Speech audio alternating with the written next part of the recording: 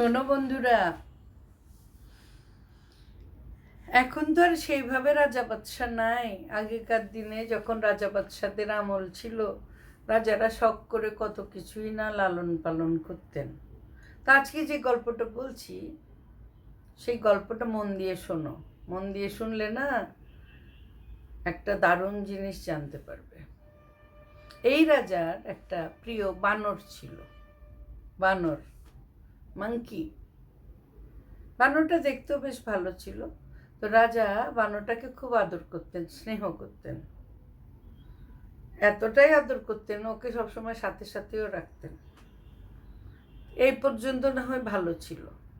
এরপর রাজা তাকে ব্যক্তিগত প্রহরী নিয়োগ করলেন। ব্যক্তিগত প্রহরী নিয়োগ করার পরে রাজা যেখানে যেতেন, বিদেশ গেলেও তাকে সাথে নিয়ে যেতেন, যুদ্ধক্ষেত্রে গেলেও তাকে সাথে নিয়ে যেতেন। অন্যরা রাজাকে আর কে কি বলবে। তারপরও রানী বলতেন, একটু সাবধান টাবধান থেকো, বানরকে তো এত আশকারা দিচ্ছ। যে না, ও তো নিছক বানর নয়, ওর অনেক বুদ্ধি।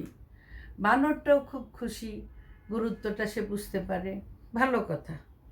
কিন্তু এই বানরকে আশকারা দিতে দিতে রাজা ভালো ভালো পোশাক দেয়, রাজ উদ্যানের ভালো ভালো ফলগুলো বানরটাকে খেতে দেয়, ভালো, সবই ভালো।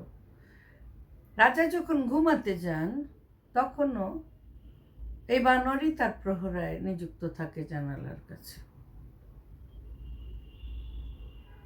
একদিন হলো কি, দুপুরবেলা রাজা ঘুমাচ্ছেন, বাগান থেকে সুন্দর সুগন্ধ আসছে। রাজার শয়ন কক্ষেও ফুলদানিতে অনেক সুন্দর সুন্দর ফুল রাখা আছে, স্পন্ধ। মন বিমোহিত হয়ে যায়, রাজা ঘুমাচ্ছেন। এই সব সুগন্ধে আকৃষ্ট হয়ে একটা মৌমাছি ঢুকে গেল জানালা দিয়ে। আরে, মৌমাছি বন বন করছে, রাজার কানের কাছে গিয়ে গান গাচ্ছে। বানর তো খেয়াল করছে, সে একনিষ্ঠভাবে পাহারা দেয়। সে বিউটিফুলি ডিউটিফুল।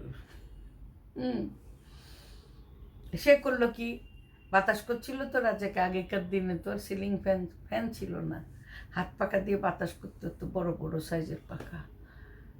সে বাতাস দিয়ে দিয়ে মৌমাছিটাকে অনেক তাড়াতে চাইলো, পারে নাই। শেষে বানরের না মেজাজ এমন গরম হয়ে গেল, তোর এত চাইতে বলি তুই চাস না।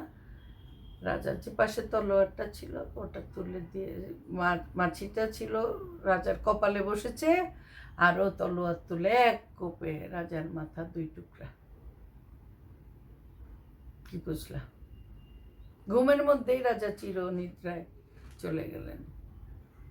আসলে নাকি বন্ধুরা, খেয়াল রাখতে হবে। তুমি আদর করো, প্রশ্রয় দাও, কিন্তু অযোগ্য ব্যক্তিকে কখনো গুরুত্বপূর্ণ পদে বসাতে নেই। যে যেটার মর্ম বুঝে না, অযোগ্য, তাকে সেই দায়িত্ব কোনোদিন দিতে হয় না, তাই না বন্ধুরা? গল্পটা কেমন লেগেছে বলো কিন্তু আমাকে। হ্যাঁ, আরও গল্প শুনতে চাইলে সেটাও জানাই। ভালো থেকো।